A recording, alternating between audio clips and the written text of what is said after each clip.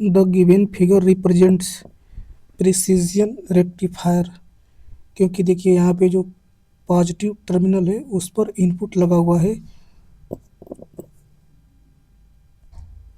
देखिए precision rectifier इसलिए है क्योंकि देखिए यहाँ पे जो इनपुट है वहाँ पे मान लीजिए साइनोसॉइडल सिग्नल दे रहे हैं, तो जो आउटपुट प्राप्त हो रहा है उसमें एक डायोड लगा हुआ है और यह डायोड जो है साइनोसॉइडल को रेक्टिफाई कर रहा है, अतः ये प्रिसिजन रेक्टिफायर होगा। देखिए यहाँ पे नेगेटिव टर्मिनल पर इनपुट लगाया गया है, इसीलिए इसको इन्वर्टिंग एम्पलीफायर बोला जाता है। The closed loop voltage gain is A B बराबर V zero upon V I बराबर माइनस आर टू बटा के R one. The input resistance is then defined as R I बराबर वी आई बटे के आई वन अथवा R one. देखिए यहाँ पे कभी कभी जो आर वन रजिस्टेंस है उसको इनपुट रजिस्टेंस तथा जो आर टू रजिस्टेंस है उसको फीडबैक रजिस्टेंस भी बोला जाता है। अब देखिए जो नॉन इन्वर्टिंग एम्पलीफायर है इसमें इनपुट देखिए पॉजिटिव टर्मिनल पर दिया जा रहा है, तो देखिए इसका जो वोल्टेज गेन है ए बी बराबर वन प्लस आर एफ बटा के आर आई। यहाँ पे आर एफ फीडबैक रजिस्टेंस है तथा आर आई इनपुट रजिस्टेंस है। इसका मतलब कि जो इन्वर्टिंग वाला एम्पलीफायर है इसका वोल्टेज गेन नेगेटिव है तथा नॉन इन्वर्टिंग एम्पलीफायर है उसका वोल्टेज गेन पॉजिटिव है। अब देखिए non linear operation amplifier circuit. देखिए नॉन लीनियर ऑपरेशन एम्पलीफायर में दो होते हैं। पहला इंटीग्रेटर, इसे लो पास फिल्टर बोलते हैं। इसमें देखिए जो फीडबैक होता है उसके रूप में एक कैपेसिटर लगा होता है तथा इनपुट के रूप में रेजिस्टेंस लगा होता है, मतलब कि यह एक तरह से आरसी सर्किट बनाता है। देखिए यहाँ पे वोल्टेज गेन भी ओ बराबर होता है माइनस एक बटा के आर सी समाकलन V I D T plus V C of O positive. देखिए integrator also known as low pass filter. अब देखिए डिफरेंशिएटर, इसमें देखिए जो फीडबैक होता है फीडबैक के रूप में रजिस्टर लगा होता है तथा इनपुट में कैपेसिटर लगा होता है। इसमें वोल्टेज गेन वी ओ बराबर होता है minus R C D V I बटे के D T also known as high pass filter. जो सी आर होता है उसे हाई पास फिल्टर बोला जाता है। अब देखिए अगला सर्किट जो है लॉगरिथमिक एम्पलीफायर। इसमें देखिए फीडबैक के रूप में डायोड लगा होता है तथा इनपुट के रूप में रेजिस्टेंस लगा होता है, तो इसे लॉगरिथमिक एम्पलीफायर बोला जाता है। और देखिए यदि फीडबैक के रूप में रजिस्टर लगा हो तथा इनपुट के रूप में डायोड लगा हो तो उसे एंटी लॉग अथवा एक्सपोनेंशियल एम्पलीफायर बोलते हैं। So which of the following is the best considering the speed of operation? देखिए सबसे फास्ट ऑपरेशन मॉसफेट में होता है, उससे कम आईजीबीटी में, उससे कम बीजेटी में और सबसे कम फास्ट ऑपरेशन एससीआर में होता है। तो देखिए मॉसफेट का एक तो और इम्पोर्टेंट खास बात होता है कि इसका स्विचिंग लॉस बहुत कम होता है, लोवेस्ट होता है। दूसरी बात यह ध्यान दीजिए कि बीजेटी का कंडक्शन लॉस लोवेस्ट होता है, बहुत कम कंडक्शन लॉस होता है बीजेटी। देखिए मॉसफेट की फ्रिक्वेंसी लगभग 1 मेगाहर्ट्ज़ से 10 मेगाहर्ट्ज़ के बीच में होता है तथा आईजीबीटी का फ्रिक्वेंसी लगभग 50 किलो हर्ट्ज़ होता है। बीजेटी का फ्रिक्वेंसी 10 से 20 किलो हर्ट्ज़ तक होता है। एससीआर का 1 किलो हर्ट्ज़ तक होता है फ्रिक्वेंसी। देखिए which of the following is not true for a common collector transistor. तो देखिए कॉमन कलेक्टर ट्रांजिस्टर का जो इनपुट इम्पीडेंस होता है वो वेरी लार्ज होता है 1 मेगा ओम तथा इसका आउटपुट इम्पीडेंस की बात करें तो वह वेरी लो होता है लगभग 1 किलो ओम। तथा इसका पावर गेन भी लोवेस्ट होता है, बहुत कम होता है। और तीसरा बात देखिए, it can be used for impedance matching. और देखिए तो इस ऑप्शन सी वाला जो होगा सही होगा, क्योंकि पावर गेन इज हाई दिया है, जो कि गलत है। सवाल है, what is the thickness of the N type semiconductor of PN junction diode used for photovoltaic effect to generate solar energy less than 1 micrometer। मतलब यह बनाया कि एक ठो एन टाइप सेमीकंडक्टर से पीएन जंक्शन डायोड बनाते हैं और उसका यूज यदि फोटोवोल्टेइक इफेक्ट को मतलब कि प्राप्त करने के लिए करते हैं तो उसका थिकनेस 1 माइक्रोमीटर से कम रखना पड़ेगा। सवाल है, विच of the following is not true for an LED lamp used as a panel indicator lamp in place of a filament lamp। तो देखिए यहाँ पे पूछा है कि एलईडी लैंप के बारे में कौन सा कथन गलत है। तो पहले सत्य कथन के बारे में देखते हैं। तो failure of lamp is low, तो यह बात सही है। जो एलईडी लैंप है वह फिलामेंट लैंप की तुलना में बहुत कम फेल होता है। दूसरा बात, लेसर पावर कंजप्शन। देखिए जो एलईडी लैंप है वह फिलामेंट लैंप की अपेक्षा कम ऊर्जा खपत करता है, यह भी सत्य बात है। और दूसरा, लॉन्गर ऑपरेटिंग लाइफ, मतलब कि एलईडी जो लैंप है वह फिलामेंट लैंप की तुलना में ज़्यादा समय तक चलता है, तो यह भी बात सत्य है। गलत एवं केवल एक सी वाला सही है, गलत है। सेंसिटिव टू वोल्टेज फ्लक्चुएशन, क्योंकि जो एलईडी लैंप होता है वह वोल्टेज पर डिपेंड नहीं करता है, वह वोल्टेज पर फिलामेंट लैंप डिपेंड करता है। Filament lamp depends on voltage fluctuation on change of 1% in voltage, 3.5% loss in light output. देखिए फिलामेंट लैंप की बात करें तो उसके यदि वोल्टेज में 1% का चेंज करें तो लाइट आउटपुट में 3.5% का लॉस हो जाता है। सवाल है, आरसी ऑसिलेटर का आवृत्ति दिया जाता है। तो आरसी फेज शिफ्ट ऑसिलेटर का फ्रीक्वेंसी ये बराबर होता है 1/2 पाई RC करणी में 6। इसको और हल करेंगे तो आ जाएगा ये बराबर 0.408 बटे के 2 पाई RC। और देखिए हल करेंगे तो इसका हो जाएगा ये बराबर 0.065 बटे के RC। देखिए टाइप्स ऑफ ऑक्सीलेटर। ऑक्सीलेटर तीन तरह के होते हैं। देखिए पहला एलसी नेचर ऑक्सीलेटर, दूसरा आरसी ऑक्सीलेटर, तीसरा क्रिस्टल ऑक्सीलेटर। अब देखिए जो एलसी ऑक्सीलेटर होता है इसमें जो इंडक्टर होता है और कैपेसिटर, इन दोनों का कॉम्बिनेशन से एलसी ऑक्सीलेटर बनता है। तथा ध्यान दीजिए एलसी ऑक्सीलेटर में जो रेजोनेंस का इफेक्ट आता है। देखिए जो एलसी ऑक्सीलेटर होता है ये भी तीन तरह के होते हैं।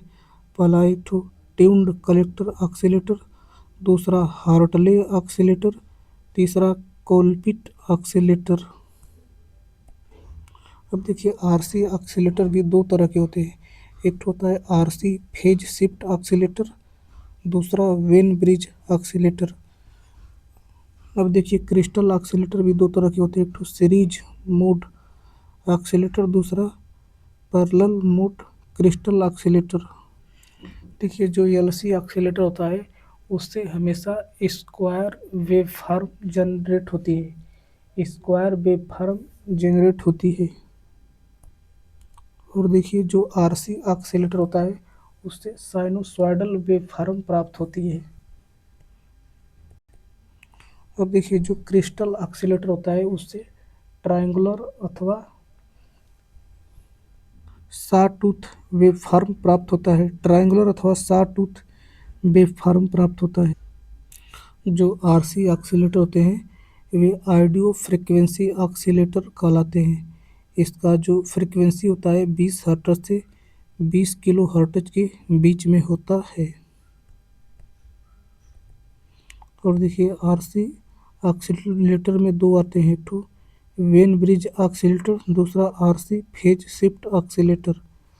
अब देखिए दूसरा रेडियो फ्रिक्वेंसी ऑसिलेटर, इसे एलसी ऑसिलेटर बोला जाता है। जो एलसी ऑसिलेटर होता है उसे रेडियो फ्रिक्वेंसी ऑसिलेटर बोला जाता है।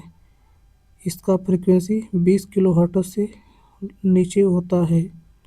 इसके अंतर्गत तीन ठो ऑसिलेटर आते हैं, एक ठो हार्टले ऑसिलेटर, दूसरा कोलपिट ऑसिलेटर, तीसरा क्लैप ऑसिलेटर। देखिए यहाँ पे phase shift oscillator with operation amplifier. देखिए जो फेज शिफ्ट ऑसिलेटर है इसमें आरसी के तीन ठो पेयर लगे हुए हैं।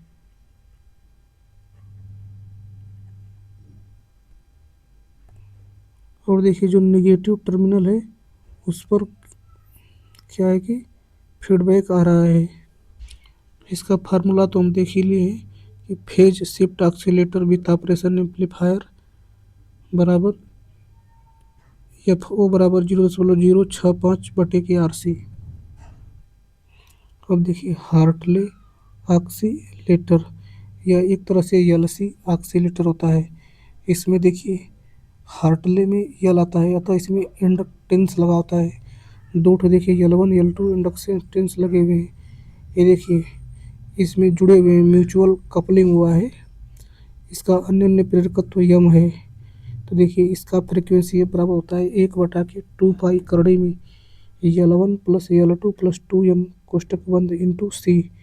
देखिए इसमें L1 और L2 का म्यूचुअल इक्विवेलेंट इंडक्टेंस निकाला गया है।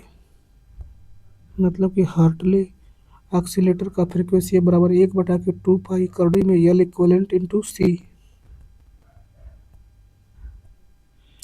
देखिए जो कॉलपिट ऑसिलेटर होते हैं इसमें कैपेसिटर लगे होते हैं।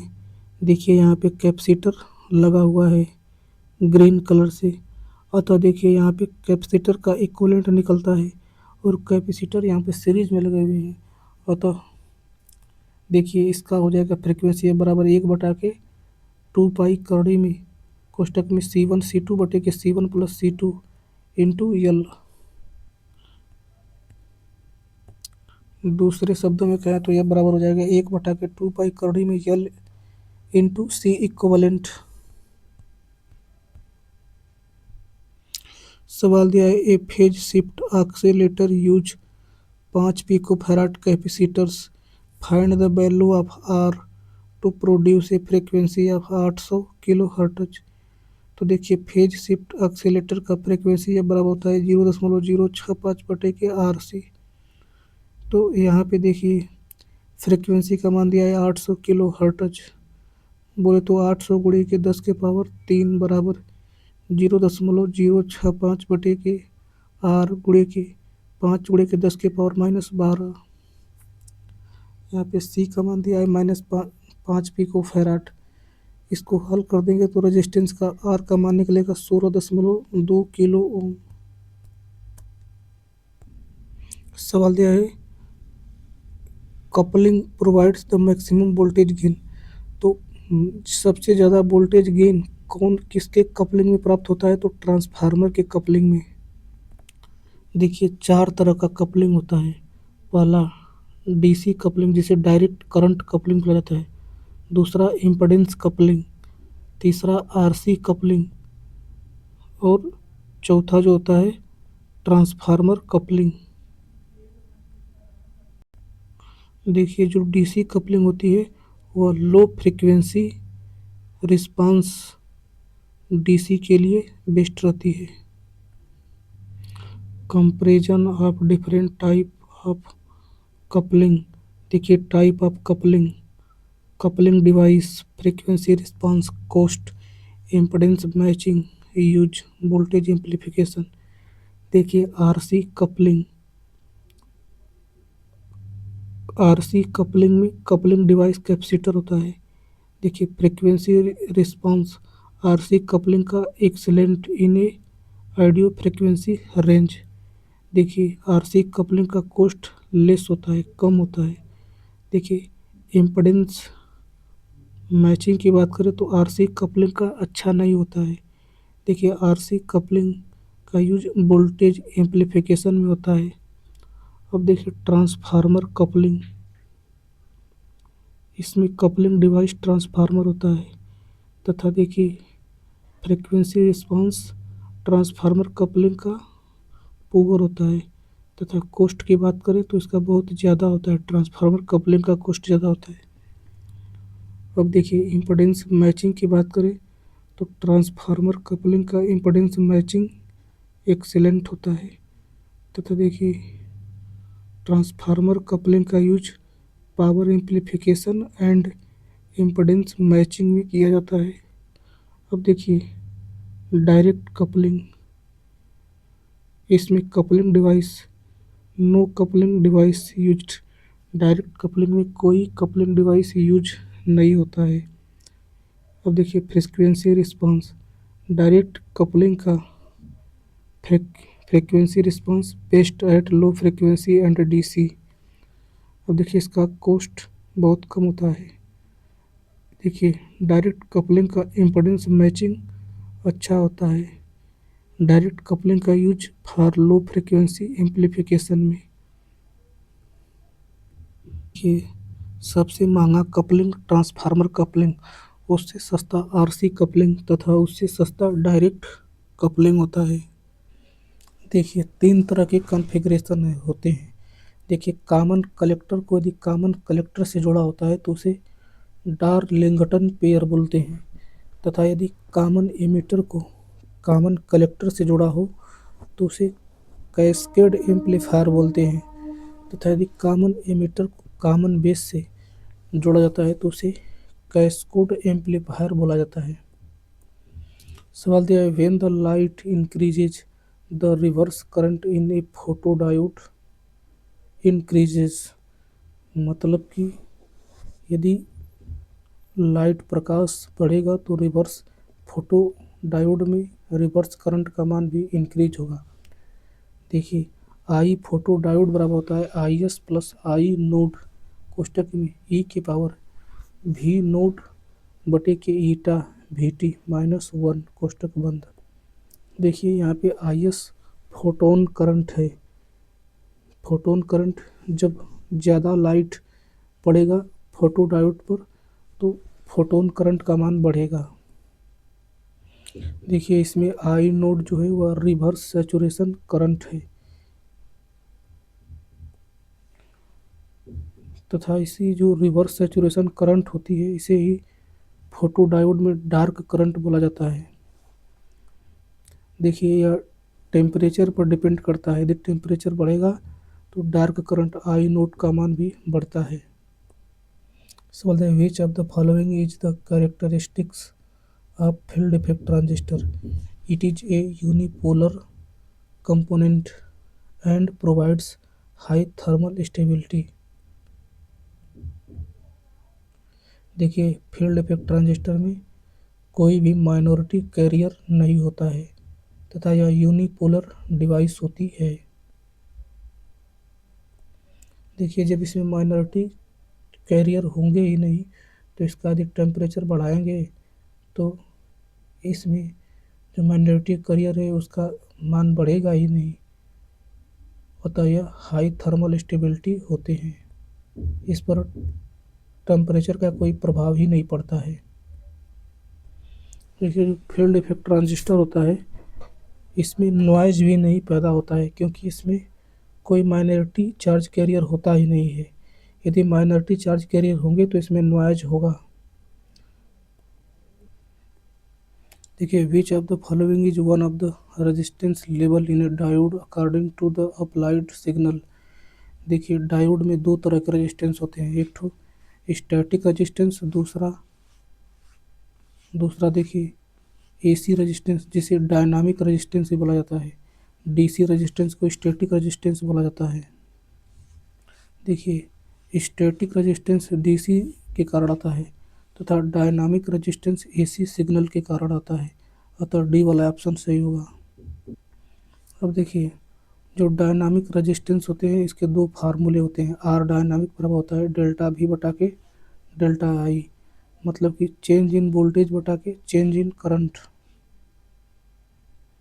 अब देखिए, दूसरा डायनामिक रेजिस्टेंस का फार्मूला होता है ईटा वी टी बटे के आई एफ।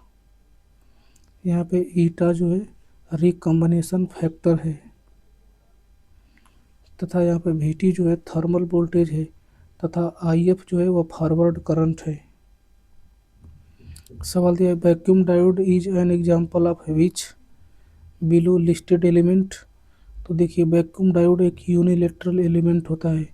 देखिए, जो सभी प्रकार के जो डायोड होते हैं वह सभी यूनिलेटरल एलिमेंट होते हैं।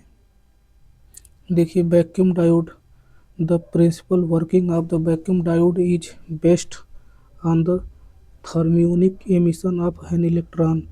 When the cathode terminal is heated, it gives off electrons.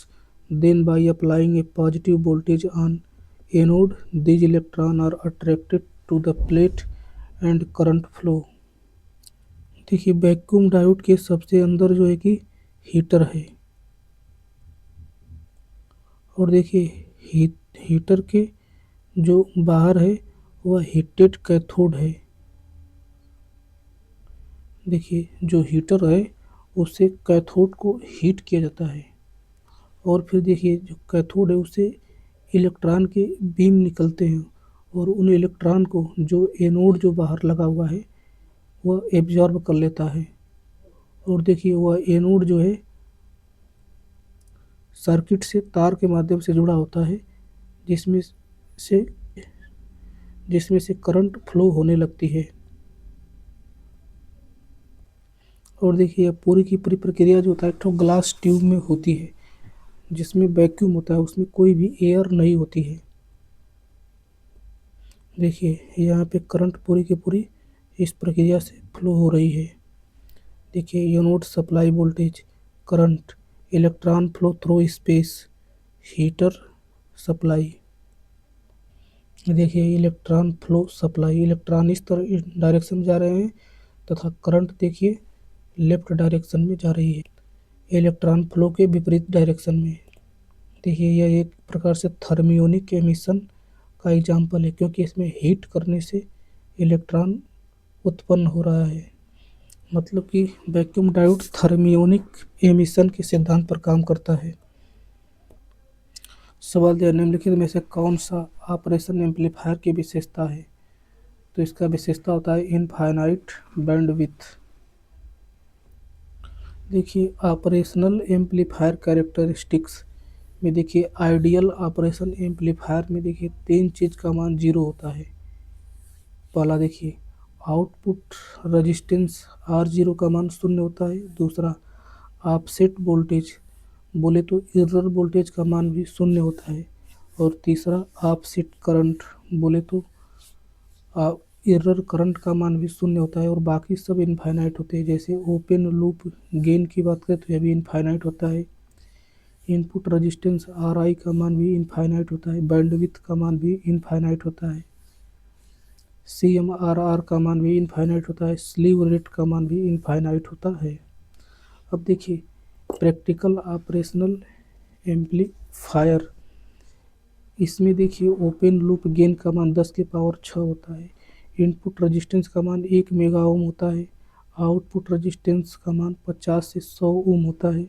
Bandwidth का मान 5 मेगाहर्ट्ज होता है। ऑफसेट वोल्टेज का मान 2 मिली वोल्ट होता है।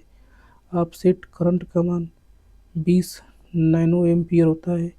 CMRR का मान होता है 10 की पावर 6 से 120 डेसिबल तक होता है तथा स्लीव रेट का मान 80 वोल्ट पर माइक्रो सेकेंड होता है।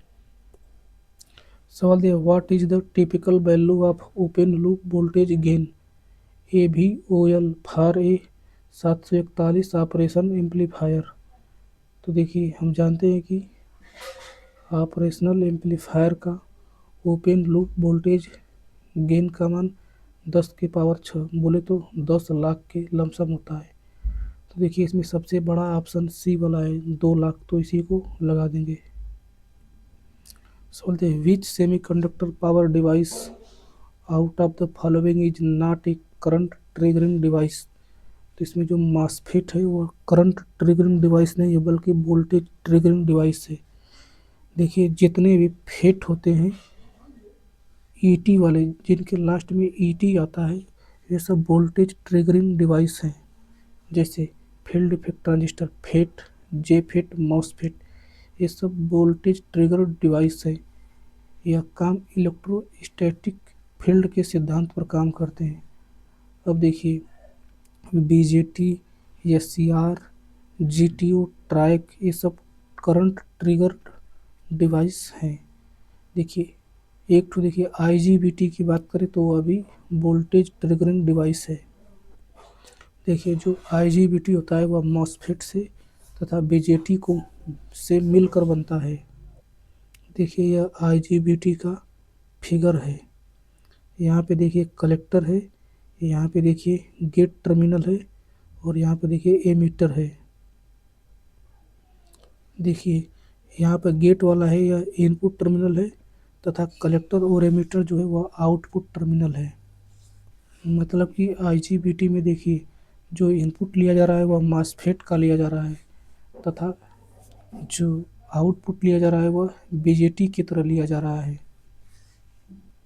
अतः देखिए आईजीबीटी को हम इनपुट को द्वारा ही कंट्रोल करते हैं।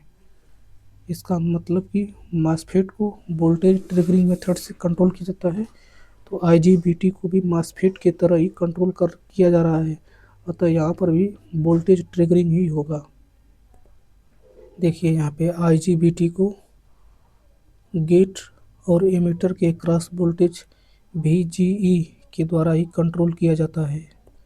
सवाल यह है in the given diode rectifier circuit the diodes D1, D2, D3 are connected to phase R, Y and B respectively as shown.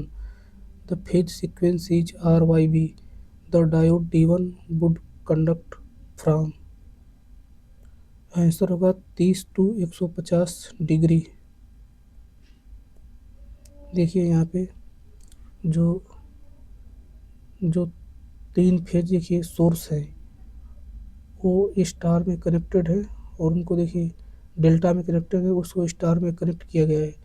उसके पश्चात देखिए यहाँ पे डायोड D1, D2, D3 लगाया गया है और फिर एक लोड के माध्यम से कनेक्ट कर दिया गया है। देखिए 3 phase rectifier, 3 phase half wave rectifier. देखिए assume a balanced 3 phase supply VR, देखिए UMP sine omega T, VY बराबर UMP sine omega T minus 120 अंश, VB बराबर UMP sine omega T minus 240 अंश। फेज वोल्टेज यहाँ पर UMP maximum value of phase voltage है। देखिए ये 3 फेज सर्किट का वेव फॉर्म। देखिए इसमें से जो 3 फेज में तीनों डायोड लगे होते हैं, इसका यह मतलब होता है कि जिसका वोल्टेज सबसे ज़्यादा होता है जिस फेज का, वही डायोड सिर्फ ऑन रहता है। तो देखिए 30 अंश से लगाई 50 अंश तक के बीच में जो आर फेज है उसका वोल्टेज ज़्यादा है और तो वही सिर्फ ऑन रहेगा। तो इसका देखिए आउटपुट वोल्टेज ऐसा नीचे जो बना हुआ है ऐसा प्राप्त होगा। और देखिए फिर 150 से लगाई 270 के बीच में जो वाई वाला फेज है वह उसका वोल्टेज सबसे ज़्यादा है, तो उस समय जो डायोड D2 है वह ऑन रहेगा। तो उस समय देखिए ऐसा वेव फॉर्म आउटपुट प्राप्त होगा। और देखिए 270 से 360 390 के बीच में जो है कि जो बी वाला जो फेज है उसका वोल्टेज सबसे ज़्यादा होगा। तो उतने समय तक बी वाला का जिसे ग्राफ देखिए इस प्रकार मिलेगा आउटपुट के रूप में। यहाँ पर ध्यान दीजिए सिर्फ